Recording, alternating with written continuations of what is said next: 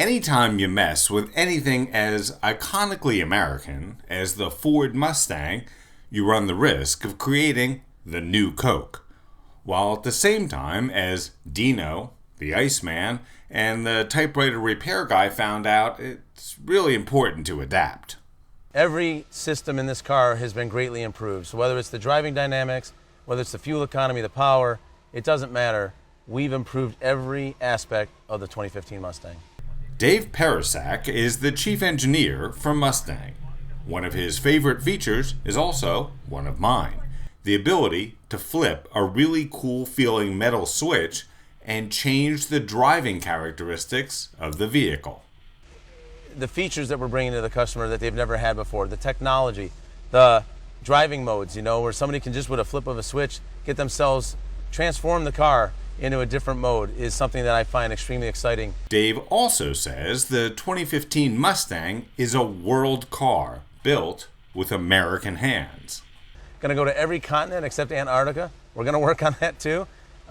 It's really exciting to know that the Mustang is finally going to arrive globally, and not in a different form than what it should be, which is an all-American pony car that everybody has been wanting. We're going to give it to them. It's going to be built right at Flat Rock, Michigan, both left and right-hand drive. It's an exciting time to be part of Mustang. Perhaps the most significant change in the 2015 Mustang is the addition of the EcoBoost power plant. At its most basic level, the EcoBoost on the Mustang is a turbocharged 4-cylinder engine.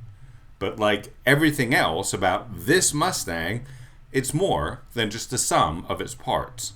The EcoBoost engine is a true game changer, and I think that we're surprising a lot of people. With a 4-cylinder engine that's putting out 310 horsepower, we are definitely redefining what performance means with smaller engines, and really proud of how it performs in the Mustang. And we believe it's going to attract a new buyer and hopefully get us to 100 years of celebration. Now, for those of you who think a Mustang needs a Turbo 4 as much as a fish needs a bicycle, listen to this. Car and Driver got the EcoBoost Mustang from 0 to 60 in 5.2 seconds. Now, that's a sub 6 0 to 60 in a Mustang that will also deliver 21 miles per gallon in the city and 32 on the highway. Two of the really minor nits that I picked on the 5-liter V8 version of the Mustang are absent from the EcoBoost version. The front seats are both heated and the driver's seat is power, well, at least partially. The electric motors move the chair backwards and forwards, but you still have to use a mechanical handle to adjust the tilt of the back cushion. One option missing from the current Mustang is a sunroof. I don't know if this is one of the goodies that Ford wants to hold back so they can freshen the model mid-cycle, but I have my suspicions. The Ford Sync infotainment system is much less likely to make me speak in tongues than previous versions. The designers at Ford have installed some really cool feeling buttons, knobs, and switches.